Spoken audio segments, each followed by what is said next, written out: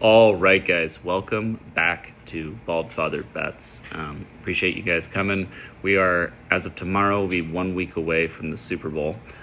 So as promised, this weekend, went through all the film deep dives for the past week, and we're going to come up with a little bit of a lengthier preview here with regards to kind of what we think these teams are going to do against each other, some tidbits, take a look at a few of these prop bets, because I know the Super Bowl prop bets are extremely popular. But first, we got something a little bit more important. I threw my back out today. It is, oh my gosh, it hurts so bad. So since this is a little bit of a longer video, and since some medication is needed, we're gonna give our Four Roses single barrel 2022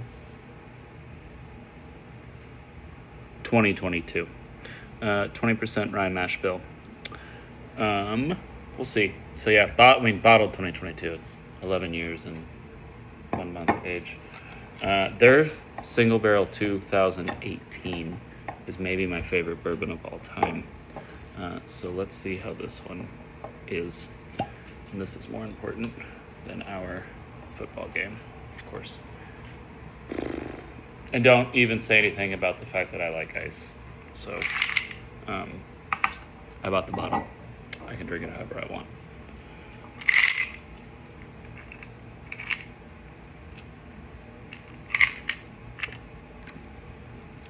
Oh, that's good. That's really good. Damn, that's really good. Okay, all right, bottle review done. First off, if you're not subscribed to the channel, please subscribe, like, comment, share this video around. Anything we can do to help get in that YouTube algorithm, help our subscription base, really appreciate it. Appreciate all the support all season. Love going back and forth with you guys. It's been a lot of fun. So we're gonna take a look at this game, just kind of a little bit as a whole. Then we're going to go into, when the Eagles have the ball, when the Chiefs have the ball, special teams, and then take a look at, are there any, props, anything like that we see, props that people are hammering that maybe we feel a little about. Yeah. So game as a whole, I see a lot of people making comparisons back to the 2022 Super Bowl because it's only 2 years ago. There are a lot of similar players. I wouldn't argue that point. But these are very different teams from the way they were 2022 ago. They're actually a little bit more similar to the regular season Monday Night Football game they played last year, where the Eagles beat the Chiefs in Kansas City after the Chiefs kind of dominated them all game long. More first downs, significant more total yards, everything for the Chiefs. The Chiefs just had some really uncharacteristic Chiefs blunders. Kelsey dropped passes. He had a fumble down in the red zone after they had moved all the way to... Kelsey played like the worst game I think I've seen Kelsey play in a long time. He had a fumble when they moved all the way into the red zone, when they had a chance to extend their lead in the second half, and Eagles were opportunistic, and they took advantage. There's a few things from that game, though, that we're going to look at, and a few things from 2022. So in 2022, these are the number 1 and number 2 offenses in the NFL. They combined for 73 points, 38-35 final, and by the end of the game, neither defense was really getting a stop. Like the Chiefs do in almost every Super Bowl they play in, they got down by 10 points. Chiefs are notorious for getting down by 2 scores. They did it against the 49ers last year, against the Eagles 2 years ago. They did it against the 49ers in 2019 when they won, and then obviously they did it against the Buccaneers. That one they didn't come back and win. A lot of that has to do with the offensive line issues that the Chiefs were having going into that game. Essentially 4 out of 5 starters were at 3 out of 5 starters were definitely out, both tackles out. It was you could argue that they had a 4th starter out. They had a rotational guy in who you could have considered a starter, but the other rotational guy was out. So a lot of issues on the offensive line when they played the Bucs that year. But outside of that, they've gotten down by double digits in all 3 of the Super Bowls that they've won in this era. So in that game, Chiefs get down by double digits. Eagles were the better team in that game. Jalen Hurts played one of the best games that you'll ever see.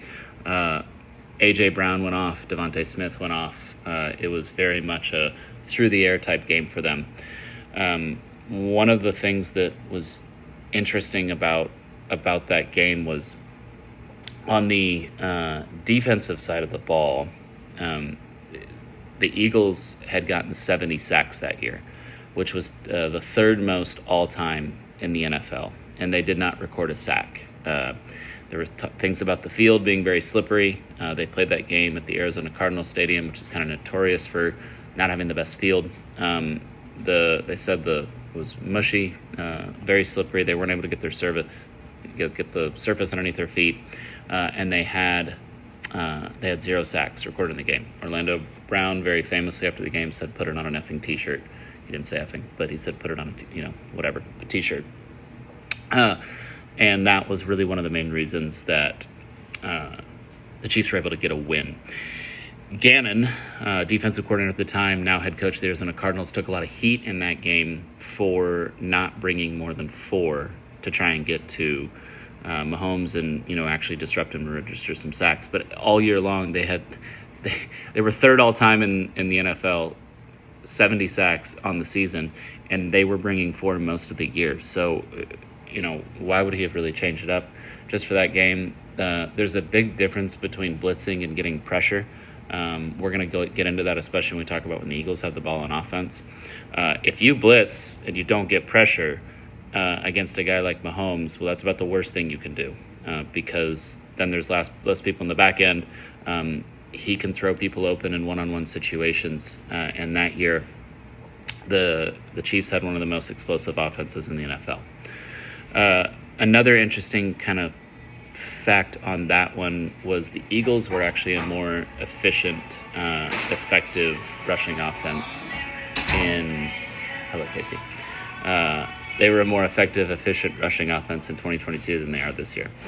So this year, they run the ball a ton. They're the number 1 play rate rush offense in the NFL, and they're 32nd in how often that they pass. That year, they were a bit more balanced, but they were actually more effective and efficient with the runs than they are now. That's not to be surprised. If you're running almost every single play, the defense knows you're running every single play. It's a little bit harder to be efficient with it, as if you're balanced on offense in terms of the throw and the pass, and you're able to kind of mix it up some. You're probably going to have more effective and efficient runs versus running it every single time and then waiting for the 60-yarder to break, which is really what they've done this year, and it's been very effective for them. I take less away, like I said, from that 2022 matchup than I do the 23 matchup. I think the Eagles are a much better team overall this year than they were in 22, but I think Jalen has regressed some since 22. A big difference is they did not have Jalen Carter, and we'll get into this a little bit, but if you wanted to make an argument that Jalen Carter was the best defensive tackle on the field, including Chris Jones, for the Super Bowl, I would listen to it.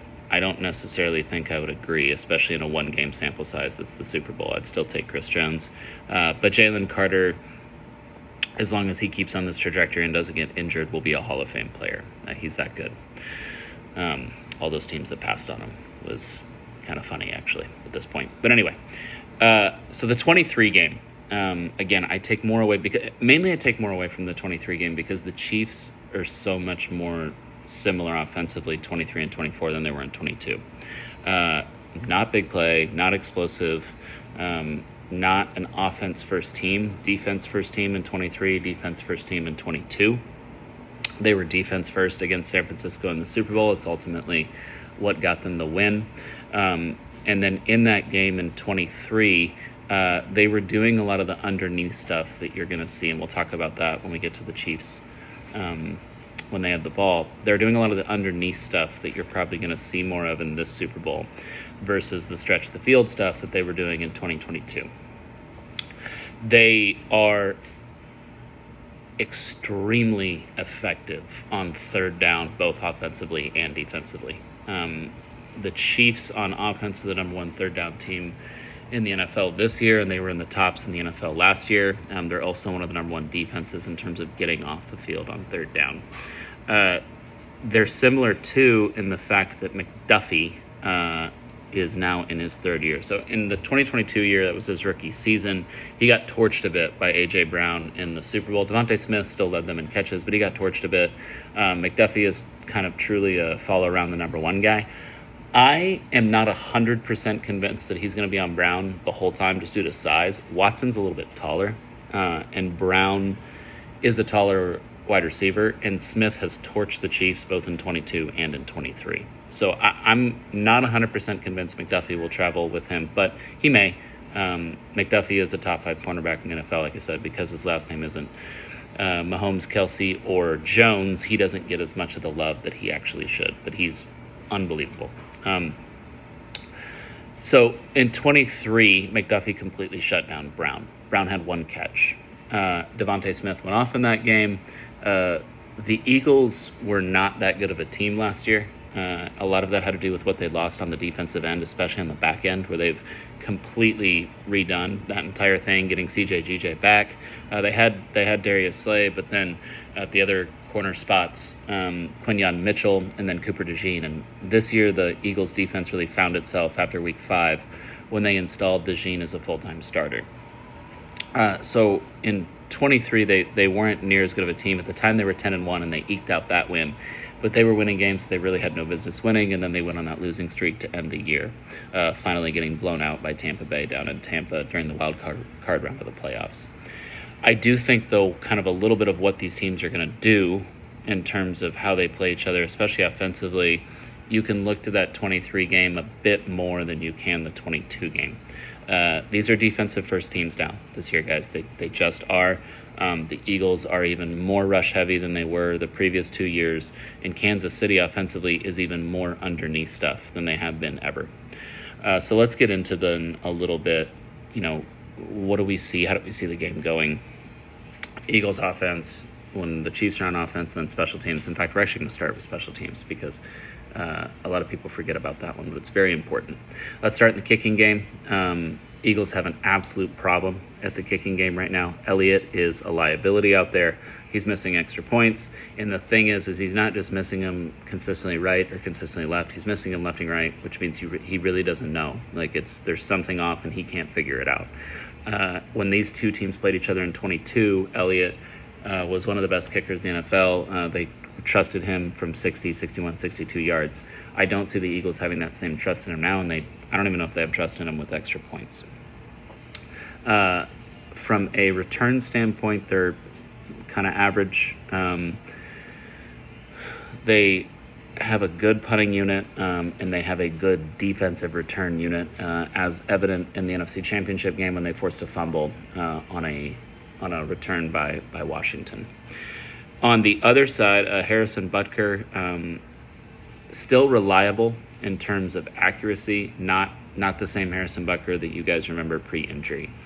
So Harrison Butker was a guy the Chiefs would send out from 65 and in with a lot. This is a dome game, so I'm referring to, there won't be wind factoring these distances. Butker has lost some of that. If you guys notice, and I didn't notice this until someone pointed it out to me, but every time Butker kicks, he goes down to a knee now afterwards. It's just something that's happened post-surgery since he's been back. He doesn't have the same range that he had before the surgery, and it's evident. But they still trust him, I would say, from anywhere 50, 55 in. Harrison Butker is still one of the best kickers in the NFL. Wasn't quite as good as Boz this year because he was just injured. But I'm sure once he returns fully to form, Butker will return to being one of the best kickers in the NFL. Up until his injury, he probably was the best kicker in the NFL at this point, him and Boz. And Boz kind of took that moniker this year. In the return game, the Chiefs are very good in the return game. They're still very good at returning punts. They're very good at returning kicks, and they will run it back from 8 yards deep. Again, evident in the AFC Championship game against the Bills, where they had several good returns, several good punt returns, kick returns, and they did the same against the Texans. They opened the game off with almost returning the kickoff back for a touchdown. Chiefs, under this regime with Reed and Mahomes and everyone, they've been excellent in the return game. Punting, they've lost a little bit since the previous few years in the Super Bowl, but it's not a liability or anything like that for them. So that's kind of where we're at with special teams. Edge 100% Kansas City, especially with how big of a liability Elliott is right now for the Eagles. Let's go Eagles offense, Chiefs on defense. I'm going to start with what the Eagles are going to do because it's more consistent than what you're going to see. Spags is going to be in his bag, which means he's going to mix things all up. So what the Eagles are doing this year is they're running an absurd amount. They're running on an absurd amount of their plays. They're just forcing it, and then they're taking very easy RPOs off of that. So they have sets that are the same as the sets that they have on the RPO. It's always a handoff. There's no chance that it's an RPO, and then later they run an RPO. And what you're seeing is one of the reasons why Goddard's been getting the ball so much is this is kind of how it works. You have Jalen in the backfield, you have Saquon here, or if it's a pony package, you have Jalen, Saquon, and then Gainwell on the other side. So RPO, first read is, whether it's Gainwell or Saquon, do I hand it off? No, tuck, roll out. Then you have Gainwell coming in the flat with then either A.J. Brown or Devontae Smith on the backside. One of the reasons that Jalen, people say, hey, he's holding the ball a little bit too long is there's not a lot to read, like RPO, okay, I kept it. Now, is A.J. Brown open on the back end of it? No. I look down here to Goddard, is he open? No. Okay, I'm holding it. And then he ends up getting sacked. Ultimately, that is a very simple offense to run, but very effective when Saquon is getting his yards. Especially if you're doing it with the pony package where you have both Saquon and Gainwell back there. You have your first run is to first option to Saquon. Okay, rush, yes or no. You pull it. And then you can also do something with maybe Gainwell's the one who's out in the flat, and then Goddard's a leak tight end on the backside. You saw that against Washington, very effective. Goddard was wide open on the other side of the field. And then you can have Smith and Brown running downfield.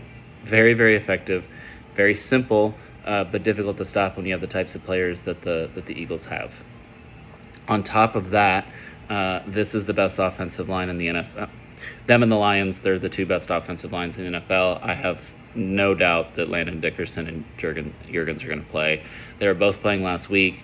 Dickerson started for Jurgens, but because Dickerson got hurt, then Jurgens came in. He was able to play. He was able to play 2 weeks ago or last week. He's going to be able to play 2 weeks later in the Super Bowl. All indications are Dickerson's going to play as well, so I think they'll have their full strength at offensive line. And truly, guys, this offensive line is it's a beast. So what are the Chiefs going to try and do to stop it? Spags plays too high safety. It's what he does. He plays too high safety. And then he has exotic blitz looks out of it. Cornerback blitzes, loves to go up against tight sets. The Eagles do run tight sets because it brings the cornerback in close, so that if he does want to send him on a blitz, it's less area that he has to travel to get to Hurts. Now, the problem here is Hurts is top of the league right now if you send 5 or more. And the reason he's top of the league when you send 5 or more is because it allows him to get the ball out fast, because then you have less people on the back end, and one of those reads tends to be open with how talented those players are. Teams are also setting run blitzes against the Eagles. So a run blitz and a pass blitz are a little bit different. They send a run blitz. It's an RPO. He pulls the ball because he recognizes the run blitz and then throws a quick pass. Goddard, Brown, Smith, whoever it is, Gainwell, quick screen, and is very effective with the yards on that. While they are only throwing the ball 32nd at league, they've been efficient and effective with the pass game. They don't ask Hurts to do a lot. They asked him to do a little bit more in the game against Washington. It was effective. And I expect that they're going to ask him to do a little bit more in this game against the Chiefs because of big stat that I'm getting ready to say, and we'll talk about this a little bit later when we talk about props. The Chiefs have not allowed a 100-yard rusher in a playoff game since 2019. I'm going to let that one soak in a little bit more.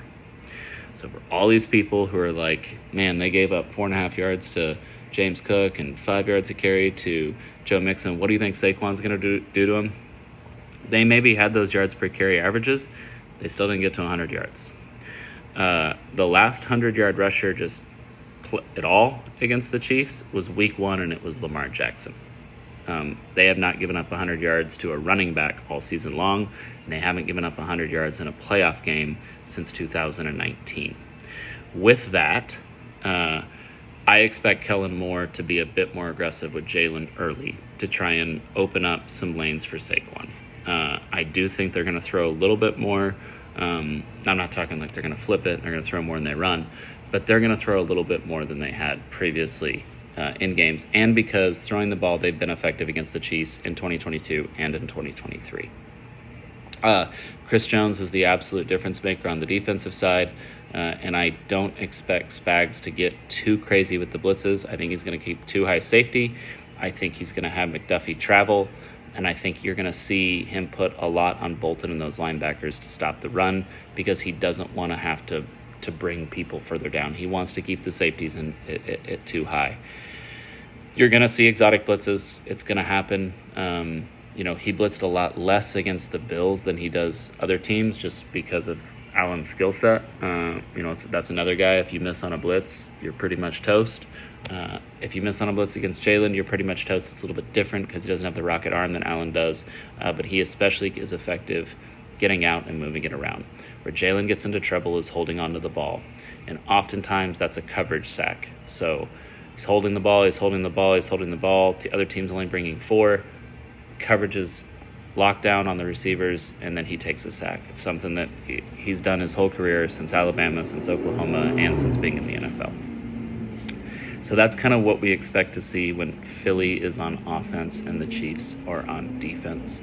I cannot stress how important it is that the Chiefs have Watson and McDuffie both healthy, especially going up against Brown and Smith. It's crucial. I really don't know if they would have much of a chance in this game if they didn't have those guys, because of how good this Eagles team is and how good this Eagles offense is and how efficient they are. Now, let's flip it around. Chiefs on offense, Eagles on defense. Eagles defense is also essentially bringing 4. They're not blitzing all that much. Fangio is also playing about 70% zone, so very different than what the Chiefs do. They're in cover 6 and they're in cover 4 a ton. So they play a safe, soft zone. They let 4 rush, and they say, okay, get past our elite secondary, and their secondary is absolutely elite. Now, Quinyon Mitchell and Cooper DeJean are both rookies. This is a very big game for a rookie to be playing in, so we'll see if they have some mistakes. Darius Slay is not. Darius Slay is a veteran. He's been very good at his time at the Eagles. He was very good at his time in Detroit. Then you have Blankenship on the back end, one of the exciting whites, and he is excellent as well. So this Eagles secondary is fantastic. While they're not getting the same sack numbers up front, in my opinion, this is a better defense than they had in 2022, especially because they have Jalen Carter. The Chiefs announced they are going to leave Joe Thuney out on the left tackle spot, meaning that they're going to roll with the same offensive line that they've been rolling with in the previous few weeks, which means they do have a backup guard in. Now, that backup guard is at left guard. Carter mainly lines up over the right guard, but it's the Super Bowl, it's one game. I expect Vic Fangio to kind of switch Carter over a few times so that he can try and exploit that matchup, just like he was able to exploit when Cosby went down. Now, that was right along his side, right guard, but it is what it is. Offensively, the Chiefs are going to feel it out. It's what they've done all year. You're going to be very underwhelmed with what they do initially. It's going to be a lot of dink and dunks.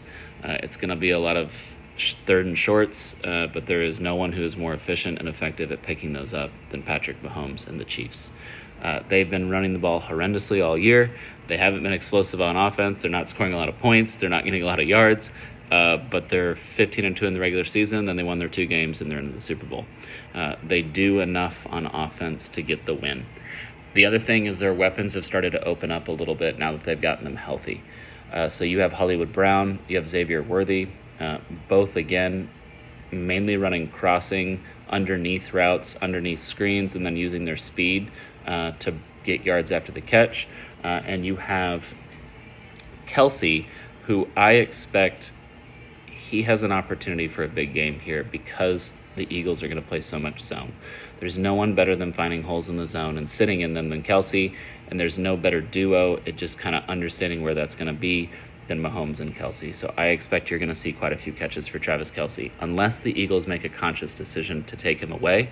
And if they do that, it's going to open up some of the underneath stuff for some of the other guys and potentially open up some of the running lanes. For Hunt, Pacheco had 4 carries in the AFC title game. Hunt had 17. The Chiefs are very much a ride the hot hand. Pacheco has not been fully healthy all year, and I do not expect them to all of a sudden flip that going into this game unless they feel Pacheco is fully healthy. But he got injured early. He's come back late, but you can tell that he's not 100%. Outside of that, I don't expect the Chiefs to take a ton of downfield shots, but they will take some. Especially, they've tried it to Hollywood Brown a few times now in the playoffs, been unsuccessful, but been very close.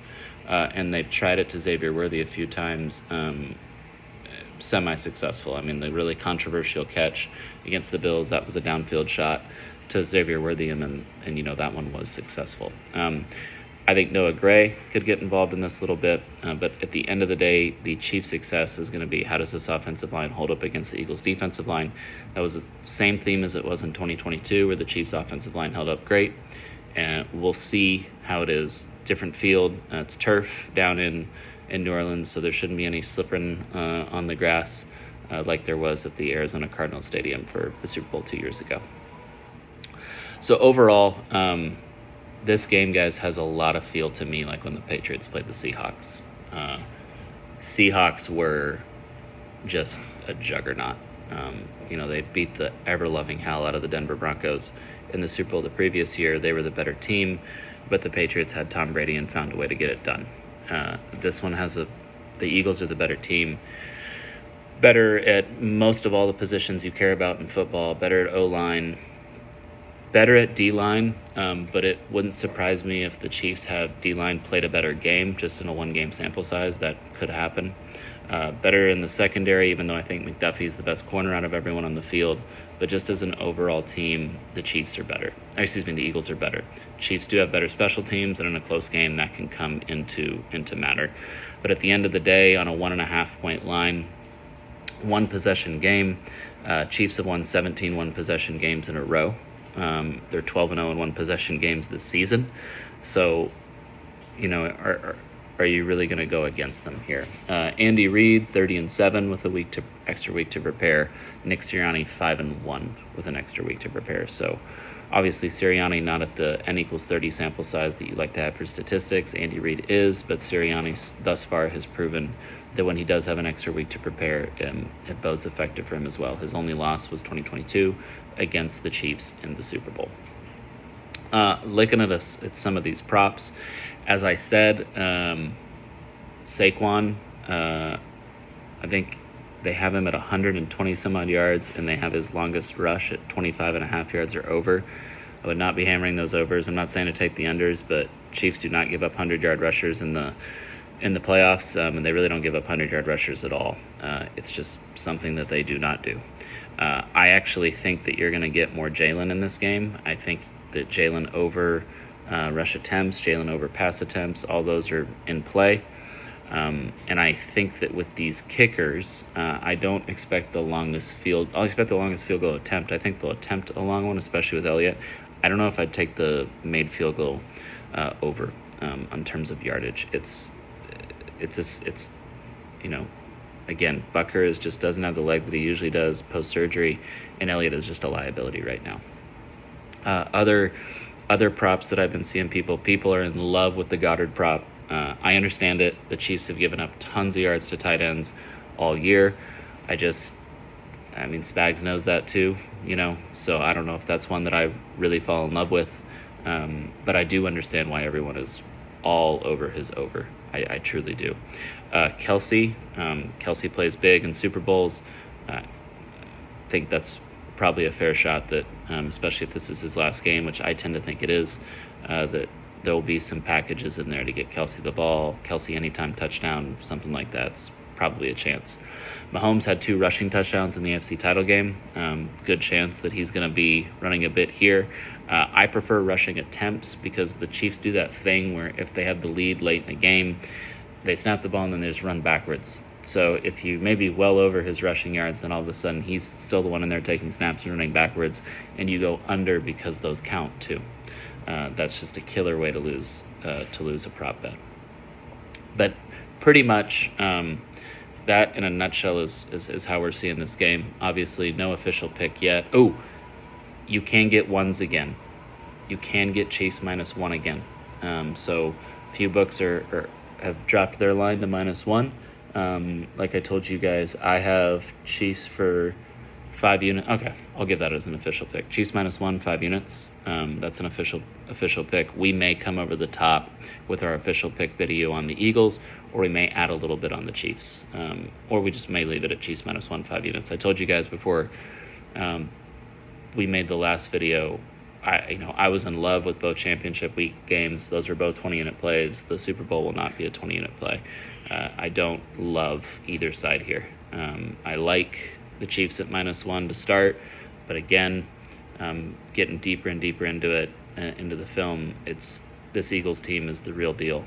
So it's mainly just a play of Patrick Mahomes and Andy Reid in a Super Bowl with 2 weeks to prepare. As something that's very difficult to go against. Enjoy your guys' weekend. Hopefully you're figuring out what to do with this, first weekend without football. It's what we got to look forward to for the next 7 months.